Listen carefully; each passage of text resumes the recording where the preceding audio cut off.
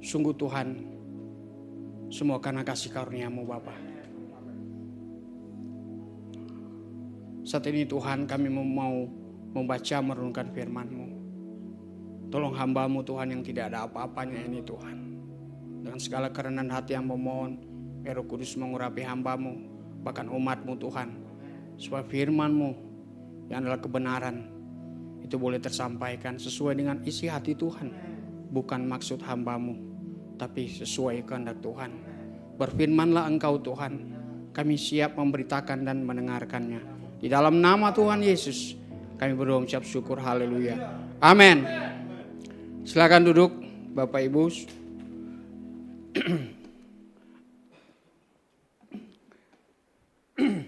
Shalom. Ya. Gimana kabar Bapak Ibu?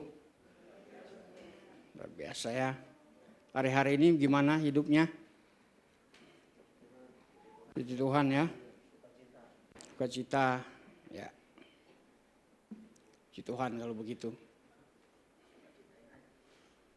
Baik. Boleh tampilkan slide yang pertama?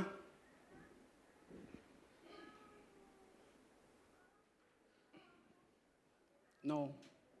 Yang pertama.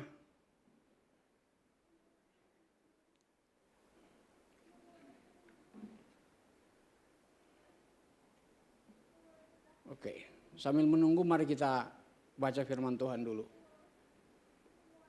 Efesus pasal 6 ayat 10 sampai yang ke-20. Mari saya baca ayat 10, Bapak Ibu ayat 11, begitu seterusnya sampai ayat yang ke-20 kita secara responsif. Perlengkapan rohani, demikianlah firman Tuhan. Akhirnya, hendaklah kamu kuat di dalam Tuhan, di dalam kekuatan kuasa-Nya.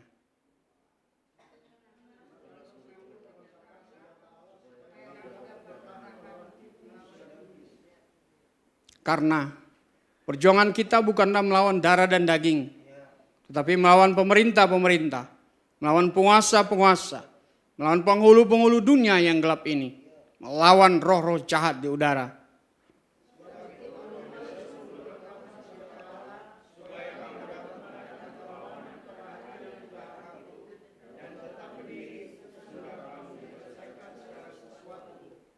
Jadi berdirilah tegap, berikat pinggangkan kebenaran, dan berbaju sirahkan keadilan.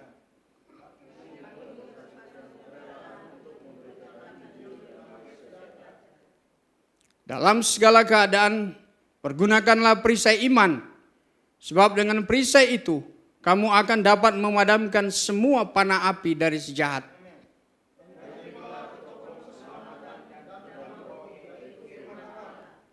Dalam segala doa dan permohonan, berdoalah setiap waktu di dalam roh dan berjaga-jagalah di dalam doamu itu dengan permohonan yang tak putus-putusnya untuk segala orang kudus.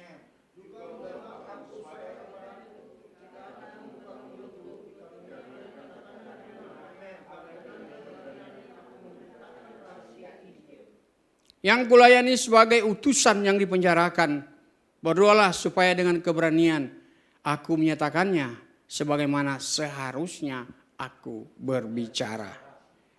Amin.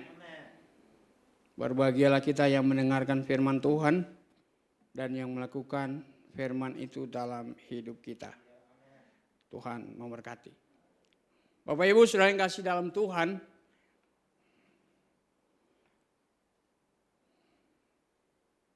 tema kita pada minggu ini, seluruh gereja TCC, GBI TCC, tempat ini dan seluruh cabang, temanya ini.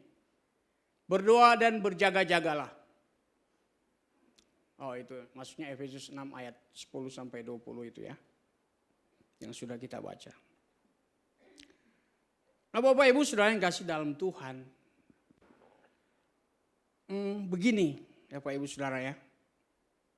Ketika saya melihat tema-tema ini ketika dikirim oleh Pak Gem ya.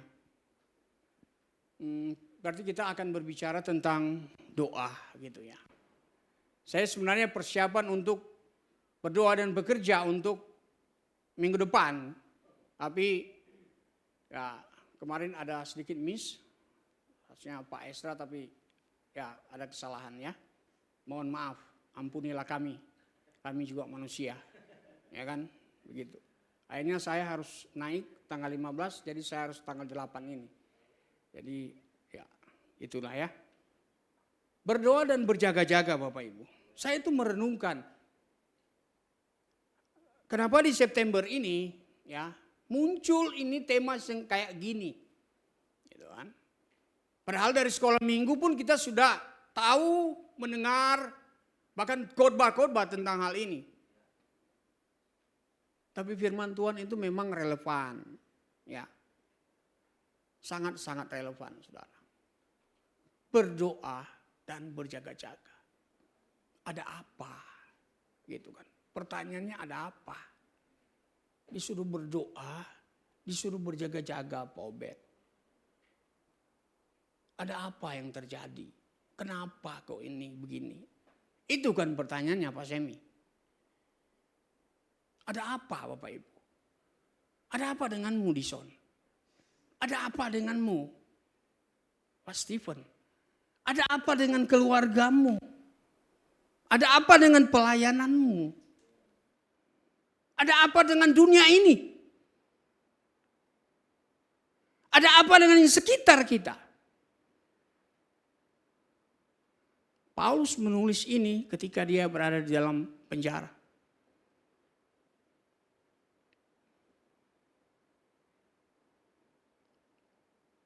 Jemaat di sana itu jemaat Efesus.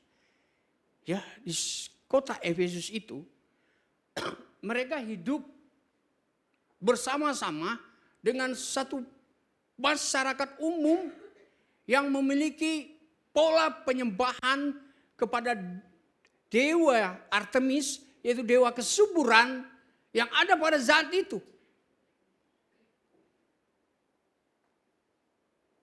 Bayangkan Bapak Ibu, orang-orang percaya tapi ada di dalam kumpulan orang-orang yang menyembah ilah lain, gitu Saudara.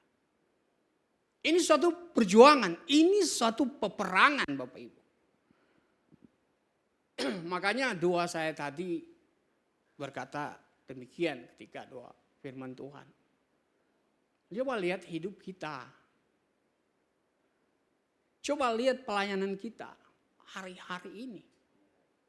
Lihat ada apa gitu.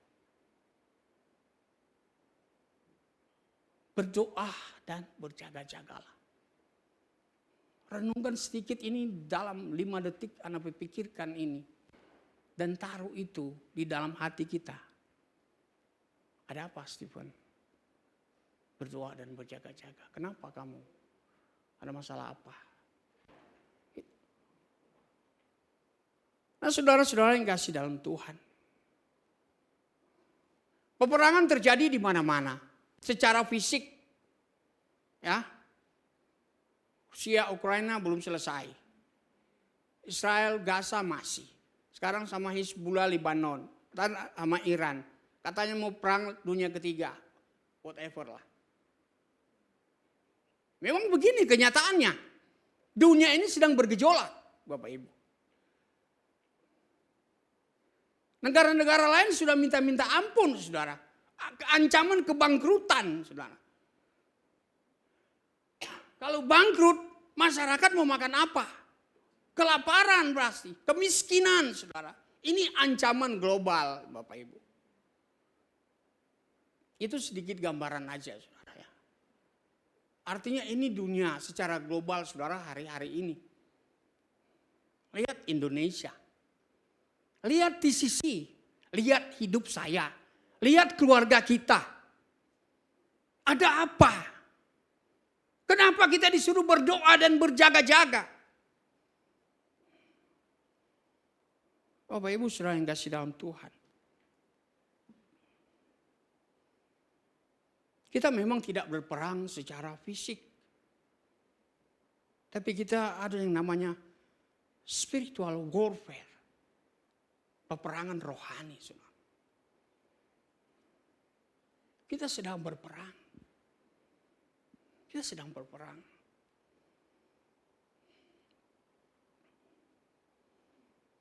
Di dalam apa yang kita baca dalam kitab Yesus ini menunjukkan ayat 10 akhirnya, saudara. Itu kan dikatakan akhirnya. Finally, ya istilahnya. John Stott menerjemahkan mulai sekarang dan seterusnya. Ya itu ya.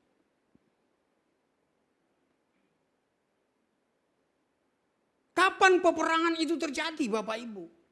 Ya sekarang, hari ini dan seterusnya. Kita ada dalam satu peperangan.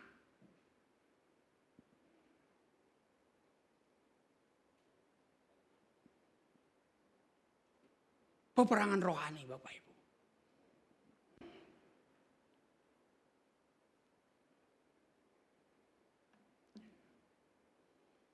Next slide.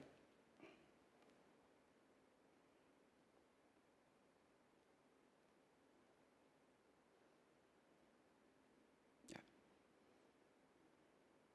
Karena kita ini ada dalam satu peperangan, maka kita harus berdoa, saudara. Kita harus berjaga-jaga.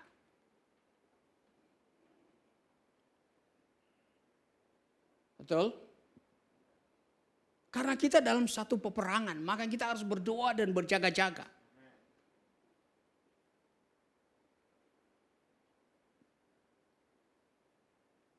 Kalau kita melihat Israel, Gaza dan segala macamnya, coba lihat peralatan-peralatan tempurnya begitu canggih ya, begitu luar biasa.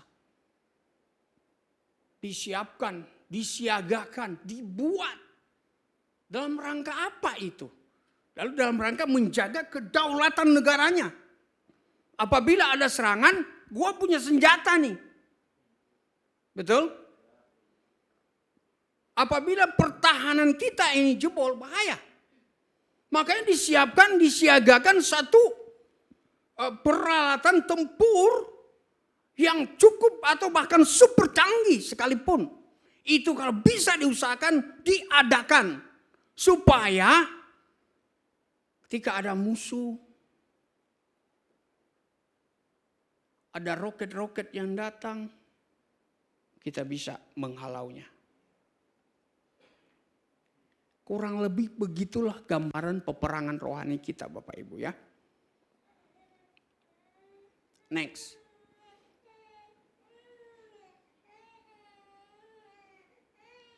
Karena hidup ini adalah sebuah peperangan, makanya kita harus berdoa dan berjaga-jaga.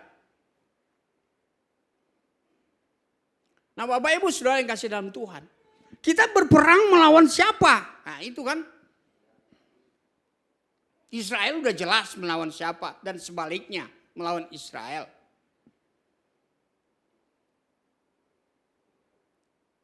Kita melawan siapa Bapak Ibu Saudara yang kasih dalam Tuhan? Berarti dalam peperangan ini kita harus mengidentifikasi musuh.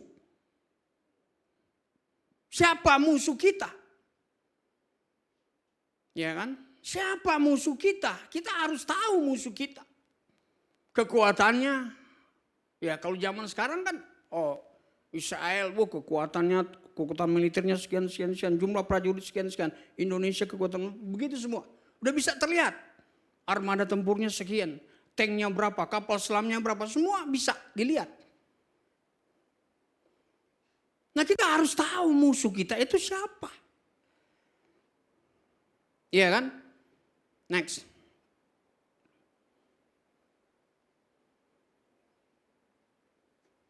Ayat 12 Bapak Ibu. Nah ini saudara. Musuh kita bukan debt collector saudara ya. Bukan tetangga. Bukan. Ayat 12. Musuh kita adalah setan. Gambarannya itu disebut pemerintah-pemerintah. Oh saudara ya. Penguasa-penguasa. Penghulu-penghulu dunia yang gelap. Roh-roh jahat di udara. Nah, saudara. Coba kita sekilas saudara. Gambaran Paulus terhadap setan ini. Itu saudara pemerintah-pemerintah, penguasa-penguasa, penghulu-penghulu dunia yang gelap. Ini saudara kalau di dalam struktur pemerintahan Indonesia, pemerintah itu siapa? Orang-orang yang punya kekuasaan saudara. Ya, ada penguasa-penguasa di sana, siapapun yang namanya penguasa. Ada penghulu-penghulunya. Mungkin ini dari presiden, turun menteri-menteri semuanya, sampai tingkat RT. Itu saudara ya. Nah ini saudara, struktur di dalam kerajaan kegelapan juga ini memiliki, ini saudara. Sistem ini, ada yang namanya jenderalnya, ada yang sampai yang namanya antek-anteknya, bawahannya. Ya. Ada Bapak Ibu.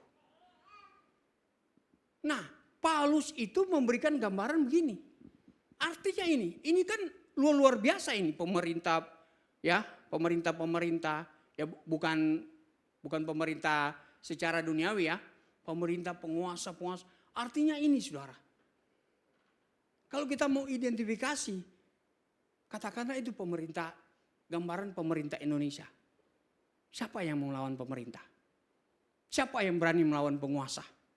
Siapa yang berani melawan penghulu-penghulu? Gak ada saudara. Gak ada orang yang berani. Nah Paulus itu menggambarkan roh-roh jahat setan itu seperti begitu. Siapa yang berani melawan yang kayak gini saudara? Mereka ada pimpinannya. Yang disebutkan ini saudara rata-rata pemimpin-pemimpinnya ini. Penguasa-penguasa, pemerintah-pemerintah, penghulu. Wah, roh-roh jahat. Nah, itu kan. Setan juga ada pemimpin-pemimpinnya. Jenderalnya kan Lucifer. Saudara. Nah artinya begini saudara. Kita berhadapan dengan kuasa-kuasa yang kasat mata saudara. Nggak kelihatan. Kayak ini peperangan rohani kita.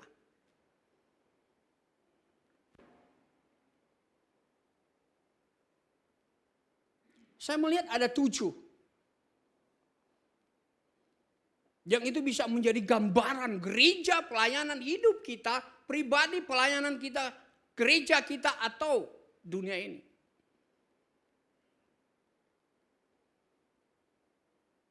Lucifer, saudara.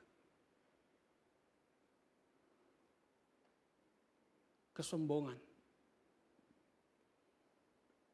Dia jatuh karena arogan. Kesombongan. Ini iblis yang sombong. Tuhan paling sayang, malaikat paling sayang. Tuhan paling sayang ini malaikat satu. Tapi karena kesombongannya mau jadi seperti Tuhan. Tuhan lemparkan dia. Sombong saudara. Ada yang nama Beelzebul. Iblis kerasukan, kerakusan.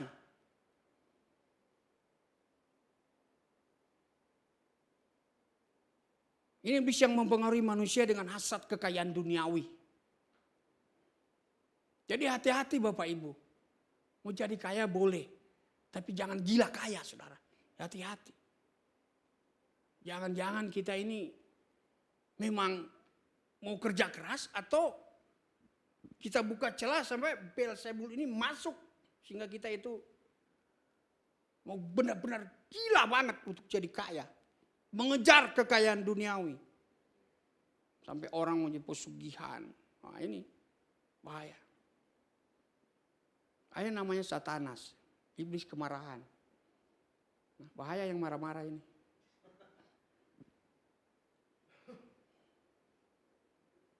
Ada yang namanya Leviathan. Iblis iri. Mamon. Iblis keserakahan. Atau ketamakan. Ya ini biasa. Ini masalah uang. Ya kan.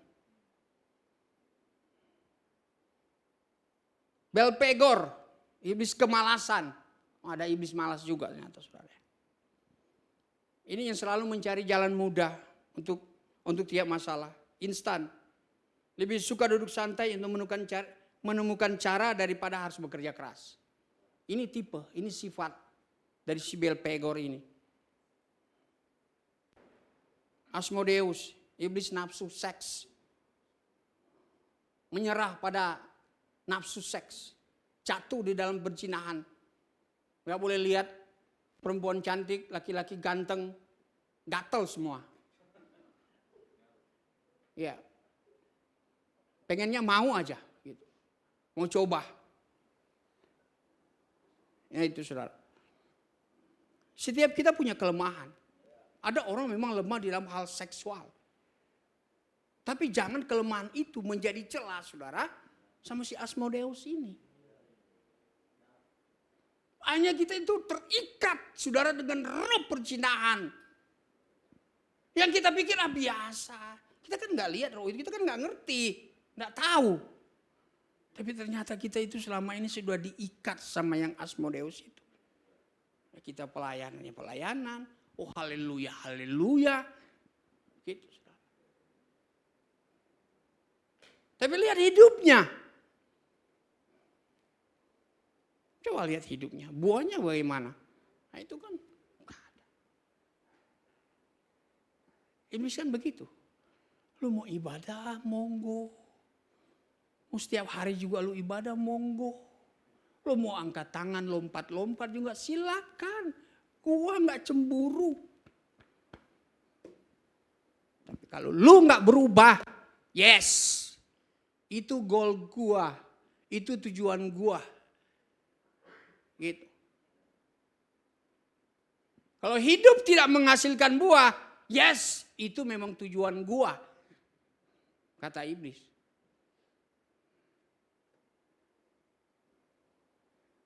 Lu mau puasa kayak 40 hari 40 malam kayak Tuhan Yesus.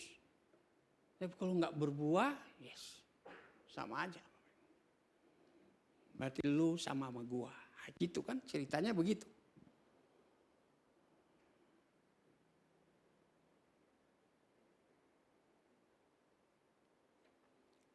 Lihat hidup kita Bapak Ibu Saudara. Lihat pelayanan kita hari-hari ini. Lihat keluarga kita. Apa yang terjadi? Ada perang saudara? Perang rumah tangga? Biasanya kalau rumah tangga itu marah. Emosi. Nah itu. Hati-hati Bapak Ibu. Saya bilang setiap kita punya kelemahan. Tapi hati-hati jangan sampai kelemahan itu menjadi celah. Kita buka sampai roh-roh itu masuk saudara. Mengikat kita. Kita terikat. Tapi sebenarnya kita nggak tahu. Itu memang karakter gua kok memang begitu. Gue memang begitu. Kok kan memang gue seperti itu. Hati-hati Bapak Ibu. Identifikasi. Coba lihat bagaimana orang yang hidup di dalam Tuhan dan dikuasai oleh atau terikat dengan kuasa-kuasa yang bukan dari Tuhan.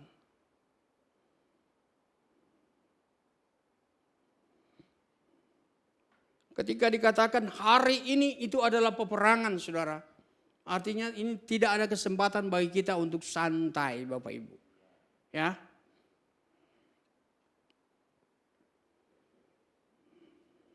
Karena tujuan setan itu hanya untuk Yohanes 10 ayat 10. Pencuri datang hanya untuk mencuri dan membunuh dan membinasakan. Mencuri, curi firman. Ya. Membunuh iman kita. Bahkan membinasakan hidup kita. Yes, itu tujuannya. Udah gak ada yang lain. Sadar ini Bapak Ibu. Ini sadar Bapak Ibu ya. Kita harus ingat, eling ini kata orang Jawa ya dok, eling ini.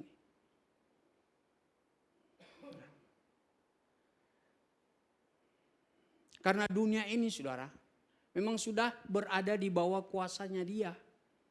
1 Yohanes 5 ayat 19. Kita tahu bahwa kita berasal dari Allah dan seluruh dunia berada di bawah kuasa si jahat saudara. Kita ini di dalam dunia, saudara. Dunia ini sudah di bawah kuasa dia. Ya, betul. Karena Petrus bilang karena kewarganegaraan kita sebenarnya kan kewarganegaraan sorgawi. Tempat kita ini kan bukan di dunia ini sebenarnya. Kita ini dititipkan, dilatih oleh Tuhan di dunia ini. Untuk menghadapi pertempuran-pertempuran ini, peperangan-peperangan ini, pencobaan, pengujian ini kita di dunia ini.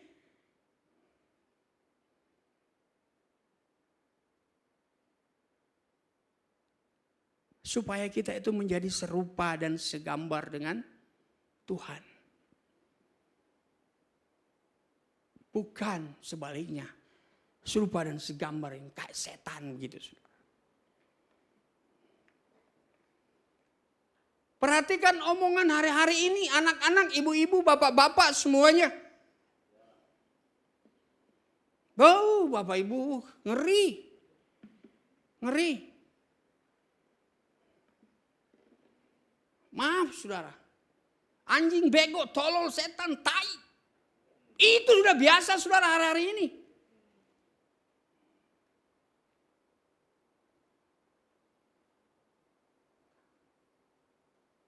Bego lu, tolol lu. Nah, sudah itu sudah biasa Bapak Ibu. Maaf ya, tapi saya harus sampaikan ini. Perhatikan saudara. Maka saya bilang, lihat hidup kita, lihat saya, lihat pribadi kita. Apa yang kita lakukan, apa yang kita katakan, apa yang kita perbuat, saudara. Lihat hidupmu hari-hari ini, lihat pribadimu hari ini. Lihat kondisi rohanimu, tes saudara. Dengan temperatur rohani. Jangan-jangan kita sedang low, harus dicas saudara.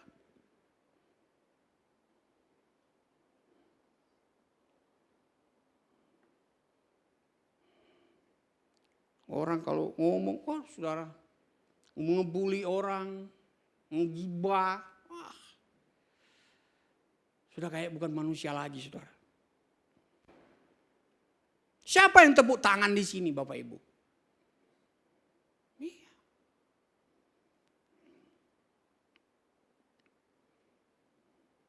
Jangan santai Bapak Ibu, jangan santai ya. Ini peperangan yang serius. Ya. Tiga perempuan lihat Yesus mau naik ke Golgota, mereka nangis. Terus ngomong apa? Jangan tangisi aku, tangisi dirimu. Tangisi dirimu. Lihat diri kita Pak. Lihat diri kita. Karena kita itu lihat orang lain. Soal kita itu lebih benar dari dia.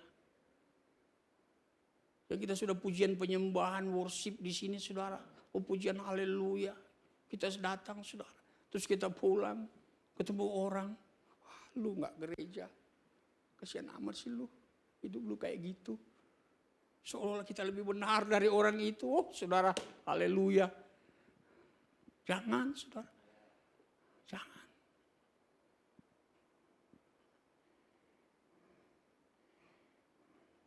Lihat saudara. Apa yang terjadi dengan kita saudara. Identifikasi musuh. Ya.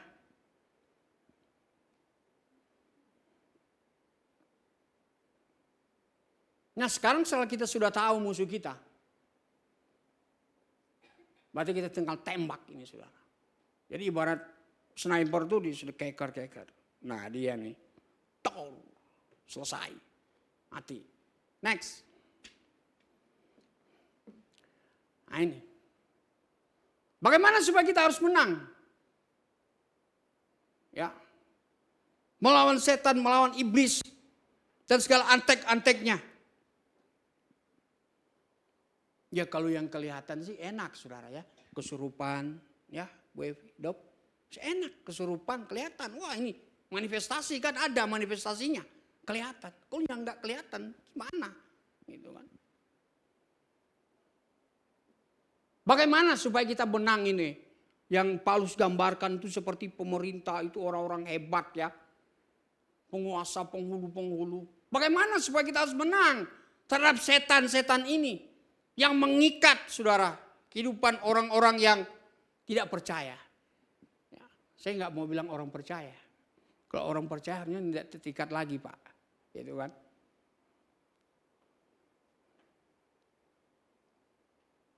Harus mengandalkan Tuhan. Ayat 10 Bapak Ibu ya.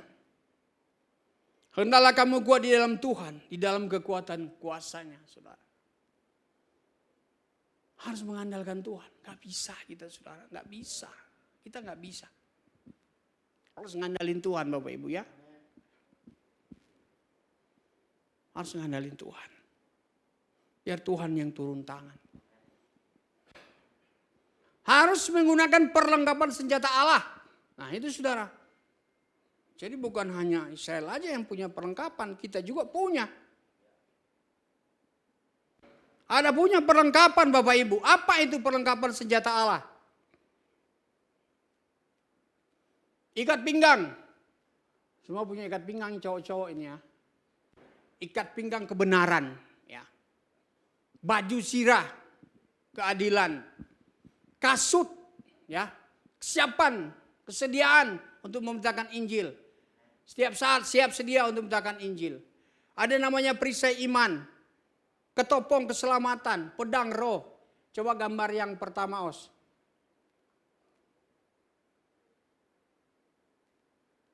Nah, ini dia.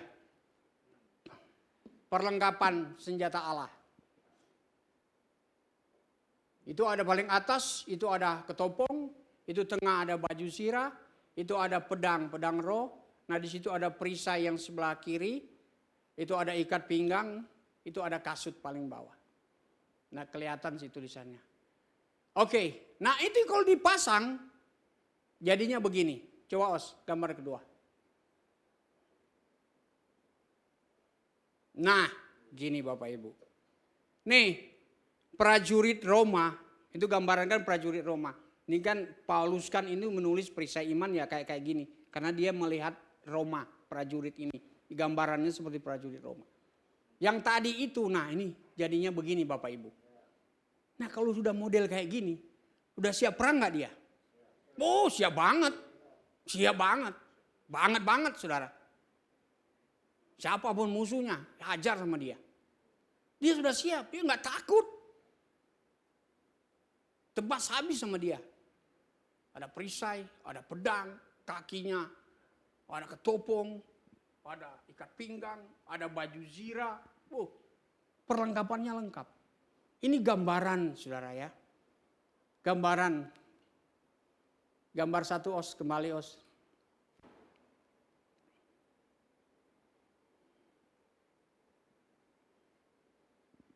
Ini gambaran saudara apa yang dikatakan oleh Rasul Paulus.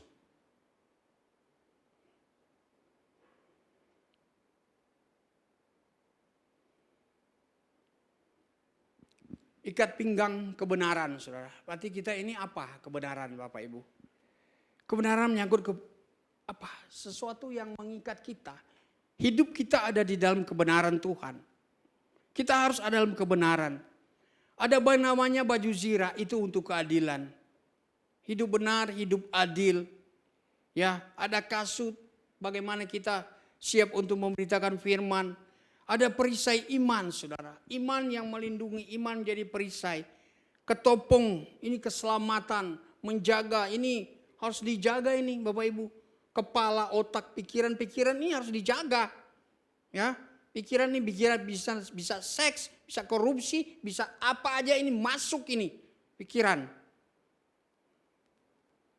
Pedang roh, nah ini untuk menghajar ini. Ya. Yaitu firman Tuhan. Harus punya ini Bapak Ibu. Harus punya ini kita. Berapa itu? 1, 2, 3, 4, 5, 6 ya. Harus punya bagian-bagian ini dalam hidup kita. Ini semua harus ada dalam hidup kita Bapak Ibu. Ibaratnya kayak prajurit tadi itu lengkap semua saudara. Maka ketika kita sudah lengkap semua, yes I'm ready. Mana musuh gua? Istilahnya begitu Bapak Ibu. Kita siap istilahnya maksudnya. Bukan kita cari-cari musuh. Mana tuh setan, mana. Bukan. Artinya kita sudah siap Bapak Ibu. Tapi kalau hidup kita masih tipu-tipu, aduh. Gimana? Hidup masih nggak adil, hidup masih nggak benar, Bapak Ibu. Iya kan? Bagaimana kita mau menghadapi musuh yang level-levelnya seperti itu? Mungkin antek-anteknya aja, mungkin anak buahnya aja kita udah kleper-kleper kali. Itu kan, udah nggak kuat.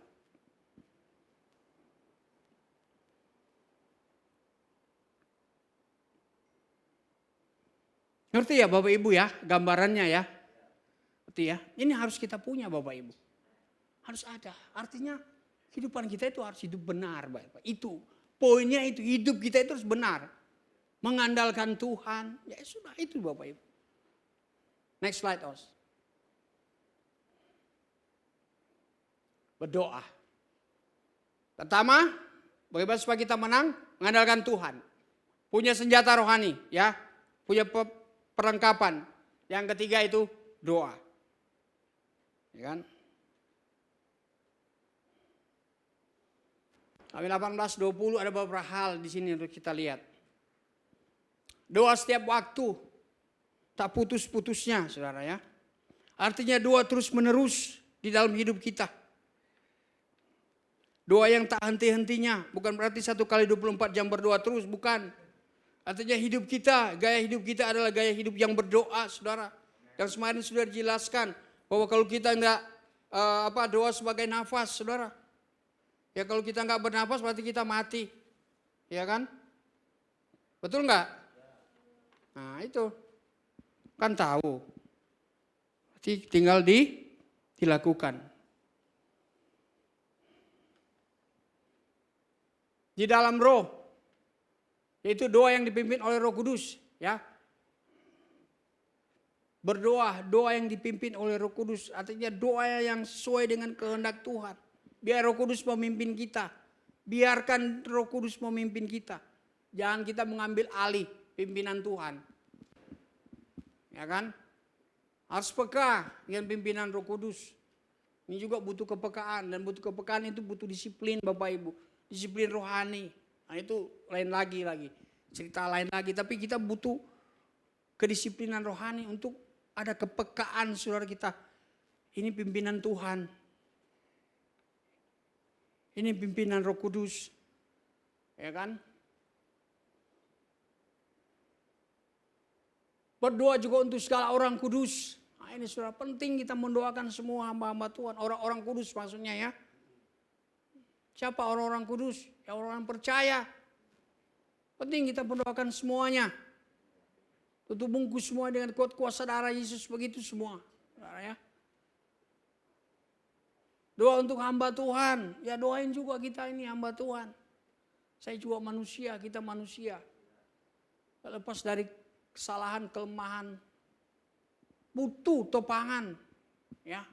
Bisa bandingkan tuh ayat-ayat, bisa bandingkan doa untuk hamba Tuhan.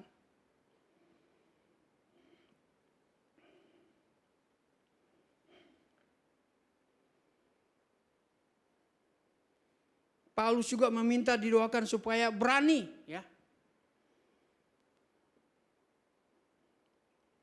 Diberi kata-kata yang benar dari Tuhan. Nah ini saudara, penting bagi kita, itu Paulus minta. Tapi kita sebagai hamba Tuhan, kita sebagai orang percaya juga meminta hal yang sama.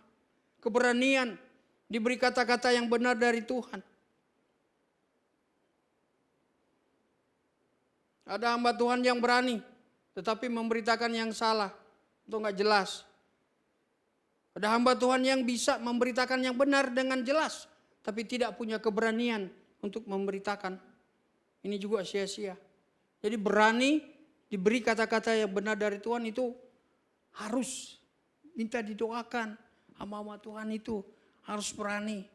Kadang-kadang kalau di sini itu berani, tapi kalau di tempat lain itu kadang-kadang mau bicara dosa itu takut. Takut tersinggung jemaat. Ntar gue nggak diundang lagi di situ, bodoh amat. Ya kan, kadang-kadang kita kompromi sama Tuhan gitu, sudah tahu itu benar, tapi karena gue diundang, gue nggak tahu konteks jemaat ini. Waduh, lihat jemaatnya gue begini, aduh, kayaknya udahlah, yang aman-aman aja lah saya beritakan. Sama Tuhan sekarang takut tuh menegur dosa, takut bu, takut. Apalagi kalau orang kaya ditegur. Wah.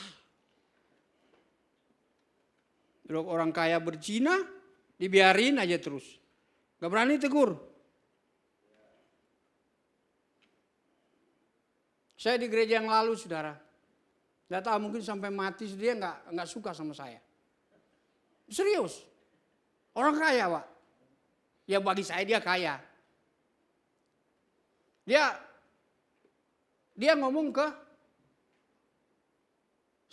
omnya Esther, suami saya. Istri saya, suami saya. Istri saya. Gue nggak suka korbannya Stephen itu. Saya tersinggung dengan korbannya dia. Itu omnya ngomong ke saya.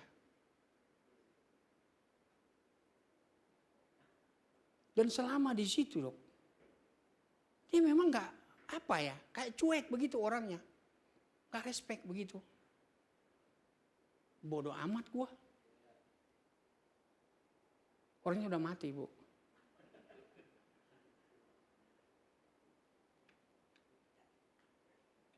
Ya saya nggak tahu dia begitu. Ya saya memang memberitakan firman. Memang gua tahu dia begitu. Seperti yang saya tegur itu, ya. Saya tegurkan bukan pribadinya, umum kan memberitakan. Cuman dia merasa jangan gua, kayaknya gua nih, begitu kan. Kadang-kadang kan jemaat itu ada begitu. Wah, pendeta kayaknya nyinggung gua nih. Gua kenal lu aja kagak gitu. Masa lalu aja gua gak tahu. Gitu kan. Kadang-kadang begitu, Pak. Kalau di sini pak diundang ke dari luar, aman aja. Padahal firman Tuhan berbicara tentang dosa.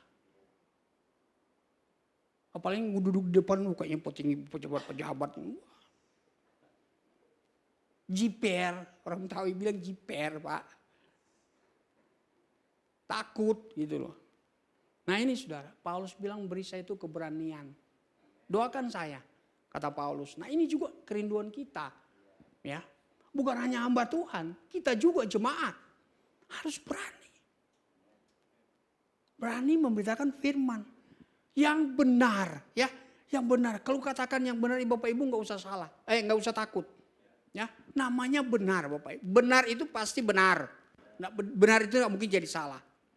Benar itu udah pasti benar. Nah itu biarlah itu ada semangat, ada kerinduan itu di dalam diri kita juga sebagai orang yang percaya. Ya kan?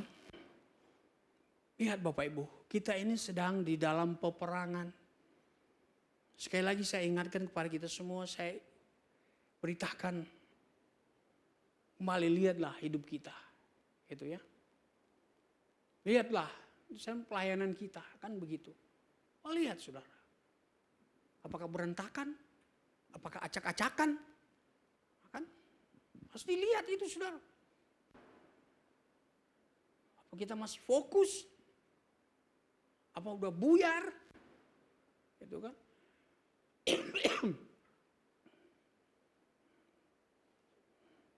Ibadah komsel telat, ibadah doa telat, ibadah ini telat. Terus kita mau ngusir setan gitu. Nanti setan bilang, telat lu. Iya kan? Saudara belajar untuk setia pada hal-hal yang kecil dulu. Disiplin rohani Bapak Ibu. Saat teduh gitu ya. Ibadah jangan telat, jangan datang telat. Udah bilang jam 9, jam 11. Ibadah komsel jam 7, ibadah doa jam 7. Datang setengah 8, datang jam 7 lewat. Aduh. Hai hamba-hamba Tuhan dan jemaat dikasih dalam Tuhan. Lihat, makanya saya bilang lihat hidup kita, lihat diri kita. Jangan sampai kita diacak-acakan atau kita menganggap yang telat itu udah biasa. Ya, di sisi ini memang udah biasa. Telat dikit gak apa-apa. Nah, setan kan memang suka begitu. Memprovokasi. Santai aja, gak apa-apa. Akhirnya kan ya gitu. Kayak di bayi yang di kimang-kimang, ya keenakan. Sampai ketiduran, ya begitu. dalam nama Yesus roh-roh yang seperti itu tolak. Itu saudara ya. Harus punya inisiatif. Dorong diri kita saudara. Dorong. Untuk semangat. Untuk disiplin. Waktunya ini saudara. Waktunya sekarang. Jamnya hari ini saudara. Jam 7. Jangan datang jam 7:30. Gitu loh. Dorong diri kita. Jauh saya bilang Pak Jakarta macet. Udah tahu dari zaman Bahla juga. Lu harus spare waktu berarti. Kalau 1 jam Anda datang terlambat berarti 1,5 jam Anda sudah datang duluan. 1/2 jam. Harus dilebihin. Tapi akhirnya nggak macet. Ya puji Tuhan Anda masih banyak waktu di sini. Lebih baik kan seperti itu. Duduk, diam dan berdoa. Duduk diam saudara. Kalau Anda sudah datang kursi ini tersedia.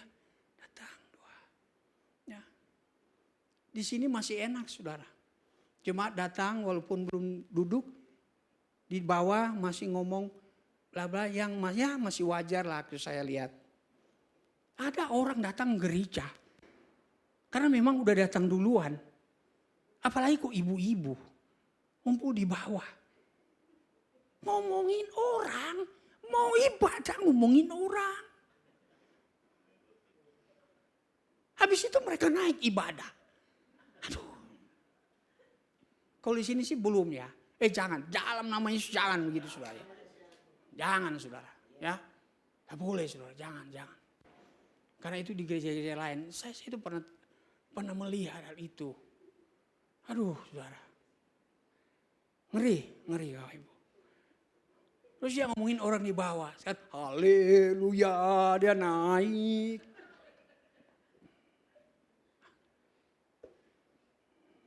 Lihat hidup kita Bapak Ibu ya. Terakhir. Suka atau tidak suka, senang atau tidak senang, terima atau tidak terima, faktanya sekarang hari ini kita sedang berada dalam peperangan rohani. Dengan setan-setan. Kita harus kuat di dalam Tuhan. Mengandalkan kuasanya dengan seluruh perlengkapan senjata Allah yang tadi. Dan terus berdoa dan berjaga-jaga. Ingat, roh yang ada dalam diri kita lebih besar dari roh-roh yang ada di dunia ini. Tuhan Yesus memberkati kita semua. Amin. Mari kita berdoa. Tuhan terima kasih. Terima kasih Tuhan hamba terbatas. Tapi hamba berdoa mohon kiranya Roh Kudus-Mu yang tidak terbatas itu menerjemahkan firman-Mu ini dalam hati setiap umat-Mu. Dan memberi kami kekuatan Tuhan untuk melakukan. Kami sadar bahwa hari-hari ini Tuhan adalah peperangan. Biarlah kami hidup berdoa dan berjaga-jaga Tuhan. Di dalam nama Tuhan Yesus kami berdoa mengucap syukur. Haleluya. Amin.